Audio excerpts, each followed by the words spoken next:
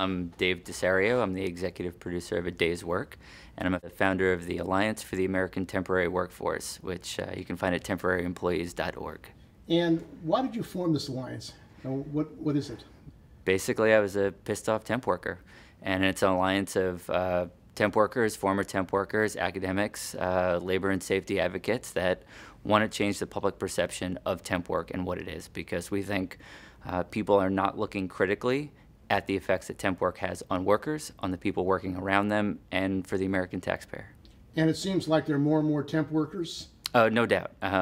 You have, on any given workday, you have 3 million people working through a temporary staffing agency. And during the course of a year, it's 11 or 12 million Americans that work through one of these agencies. So this is a problem that affects a lot of people. And what protection do temp workers have? It's a good question. They have fewer social safety nets. They're making less money than the people around them. They're driving down the bargaining power of everyone in the industries where they work, and they don't always know what protections they have, because sometimes they don't even know who their employer is. Is it the temp agency? Is it the site employer?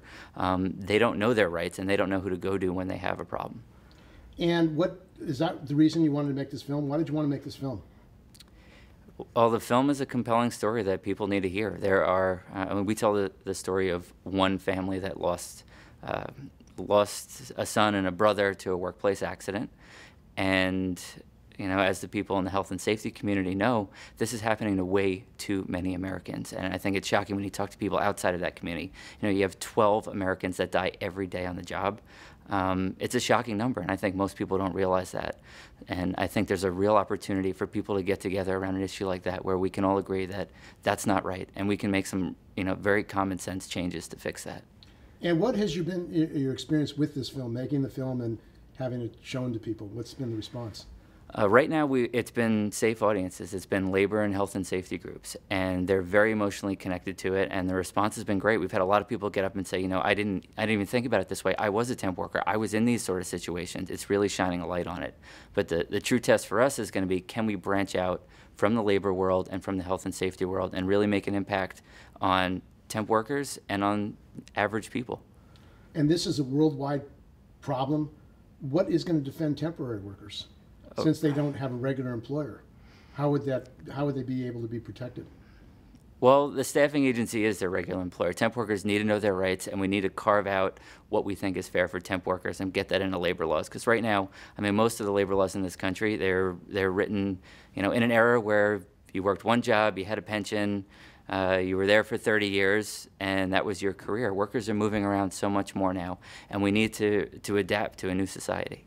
And the gig economy, is that part of it? Everybody's working part-time or doing gigs and no regular work? That's certainly a piece of it. People are less connected to their employers. They're moving around more, and we need to figure out how to make that system work for everyone, because right now it's kind of a free-for-all.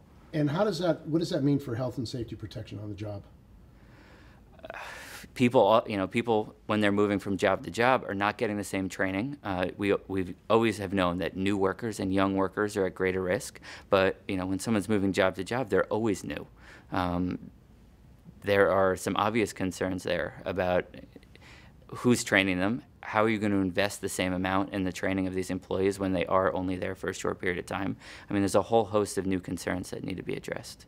What about this story shocked you or surprised you? I mean, right off the bat, it's not just a young worker's first day on the job. He didn't even make it to his first break. I mean, he's 90 minutes into the first shift of his life. And I mean, if that's not shocking enough, that he saw a 15-minute orientation video before he was working around one of the most dangerous pieces of equipment you can work around.